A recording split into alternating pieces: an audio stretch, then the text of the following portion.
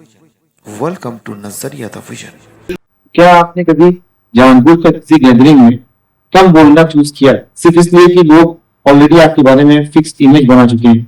अपनी इमेज की परवाह मैंने कभी नहीं की। जो आता है जहन में, जो दिमाग में आता है बोल देता हूँ। लेकिन जब ऊपर वाला बनाता है ऐसा तो थोड़ी बहुत कुछ मसलियत भी दे देता है, तो आदमी जो है वो चीजों की परवाह नहीं करता है। आपके अंदर कौन सी चीज ज्यादा स्ट्रॉन्ग है, ऑब्जर्वेशन या लोनलीनेस? अकेलापन की शायद मैं हमेशा दोस्तों में रहा हूँ। क्या आपको लगता है कि जो सोसाइटी फिजिकली थोड़ा डिफरेंट लोगों को समझने की कोशिश करती है या इमोशनल शॉर्टकट बना लेती है आपके लिए? कुछ लोग ऐसे भी हैं जो इस चीजों पे ध्यान नहीं देते हैं, कुछ लोग ऐसे भी हैं जो इन्हीं चीजों पर ज्यादा ध्यान देते हैं।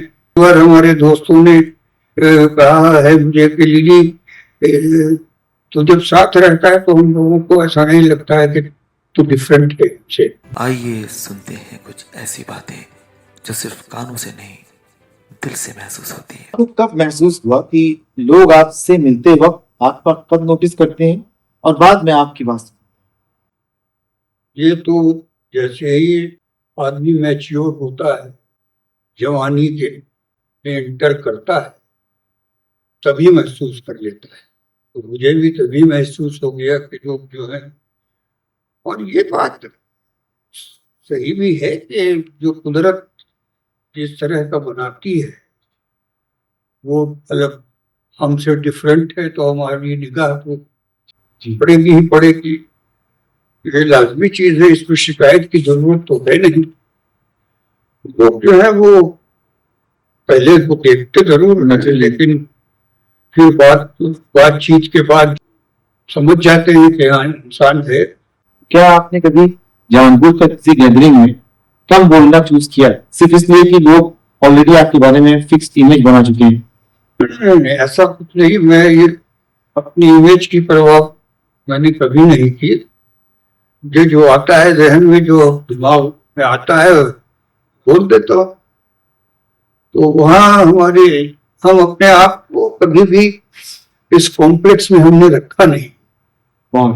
हालांकि दुनिया लगी रहती है, वो अपनी कोशिश में जुड़ी रहती है किस तरह से कॉम्प्लेक्स दिया जाए, लेकिन जब ऊपर वाला बनाता है ऐसा तो थोड़ी बहुत कुछ मसलियत भी दे देता है, तो आदमी जो है वो चीजों की परवाह नहीं करता है।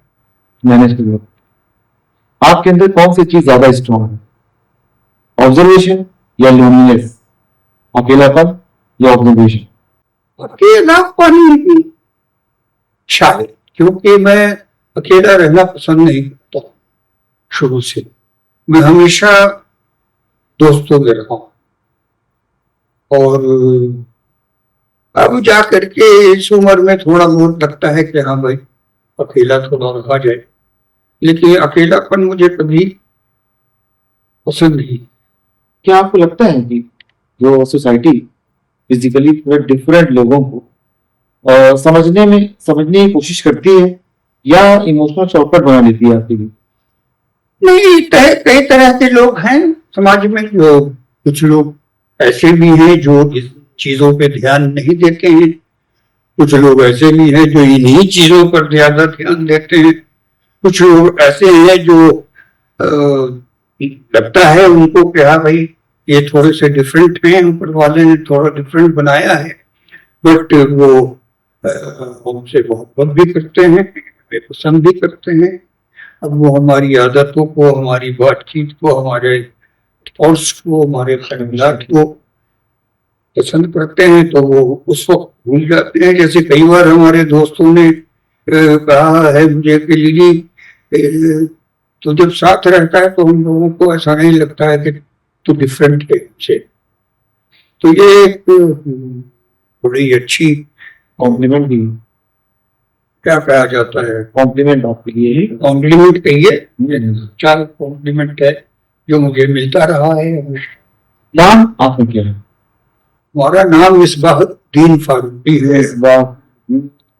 हाँ, लेकिन इतना टेढ़ा नाम है तो हमने जब बॉम्बे के लिए आने के लिए टिकट बनवाई रेलवे स्टेशन पे, तो वहां मैंने लिलीपुट लिखवाया और तब से लिलीपुट ही चल रहा है। मतलब रैंडम इसी तरह से अचानक से आपने नाम अपना रख दिया। क्योंकि लिलीपुट जो है पहाड़ी हमारी काठी पे सूट करती है, तो उन्होंने कहा कि जब अब बोलना तो रख नहीं सकते तो क्या है कि अंग्रेजी की खूबसूरती यही है कि आप गाली भी बोलते हैं तो भद्दी नहीं लगती, लेकिन हिंदी में गाली दीजिए तो बड़ा भद्दा लगता है। तो वैसे ही बोलना बोलने में जितना नीच लगता है, जितना छोटा लगता है, जितना यूजलेस लगता है, लिलीपुट बोलने में उतना बुरा नहीं लगता। और लोग लिलीपुट हंस के भी नाम लेते हैं। और बोल जब लोग, मैंने कई नेताओं को, कई लोगों को अपने वक्तव्य में बौना शब्द, किसी को जब नीचा दिखाना होता है तो वो बौना शब्द यूज करते हैं। तो अब वो बौनों को इस नजर से क्यों देखते हैं ये वो जाने। क्योंकि मुझे लगता है कि बौना होना इंसान के हाथ में तो है नहीं, कुदरत के हाथ में है। बौना तो बल्कि होना बहुत अच्छी बात है, क्योंकि वो किसी से लड़ नहीं सकता, वो किसी को मारपीट नहीं कर सकता, वो किसी को गाली नहीं दे सकता, वो चोरी नहीं कर सकता, वो अपलोगरी नहीं कर सकता। तो बौना होना तो खुश नसीबी की बात है कि हम तमाम बुराइयों से बचे होते हैं। हम बलात्कार नहीं कर सकते, हम किसी की चुगली नहीं कर सकते, झूठी बातें हम नहीं उड़ा सकते, पॉलिटिक्स नहीं कर सकते। सबसे ज्यादा खूबसूरत जो बात है वो नोटिस यही है कि वो पॉलिटिक्स नहीं कर सकता।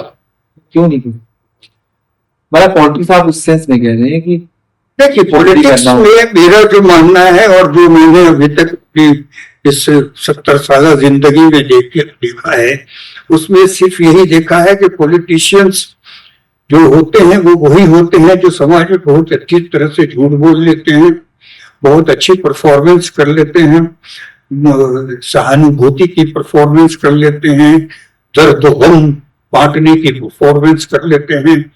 तो मेरा तो मानना ये था कि अभिनेता नेता को कहना चाहिए और अभिनेता को नेता कहेंगे। इसी पर समझिए कि आप सेट पर कैसे किसी एक्टर को पहचानते हैं कि वो परफॉर्म कर रहा है या परफॉर्म करने की एक्टिंग कर रहा है? नहीं, हमको ये अपने ही में हम इतना उलझे रहते हैं कि हमको किसी और ध्यान देने की जरूरत नहीं होती है। हम अपने ही कैरेक्टर में अगर नहीं घुसे रहेंगे और दूसरों के परफॉर्मेंस की तरफ हम ध्यान देंगे तो हमारी अपनी परफॉर्मेंस खराब हो जाएगी।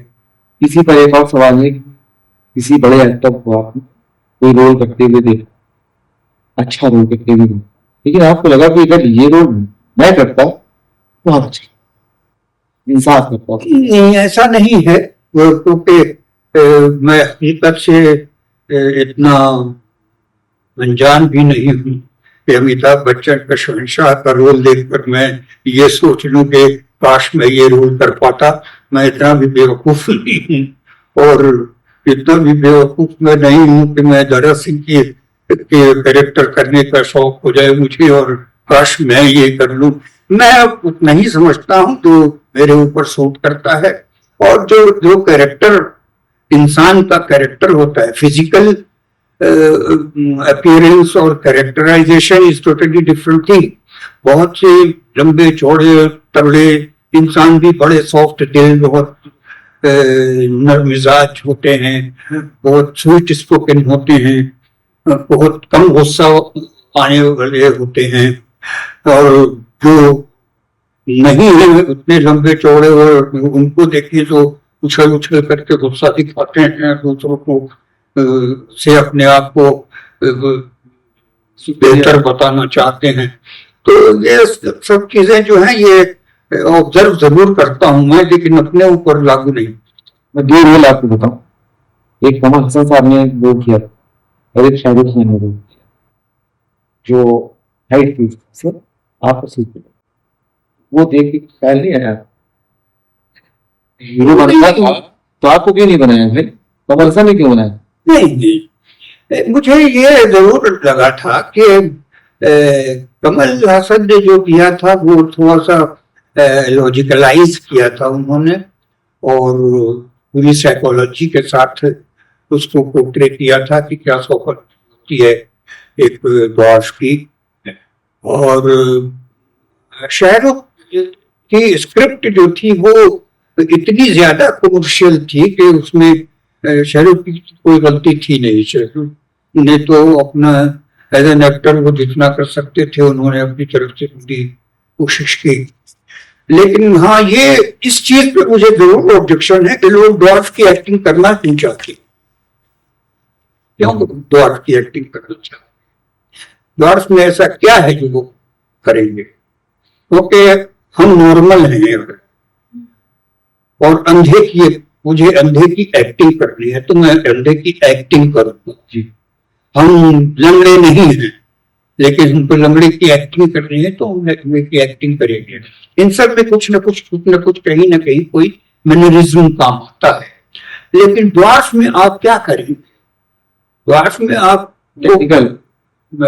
टेक्निकली छोटा किया जाएगा, अदरवाइज ड्वार्फ में क्या फर्क क्या है सिवाय छोटा होने के? कमल हासन ने टेक्निकली नहीं किया गया था उसमें, तो यहाँ पर नहीं उस वक्त इतना डेवलप नहीं हुआ, लोगों ने तो किया था, पहली बार किया था। और first impression is last impression, first वाला तो होता ही होता है अच्छा।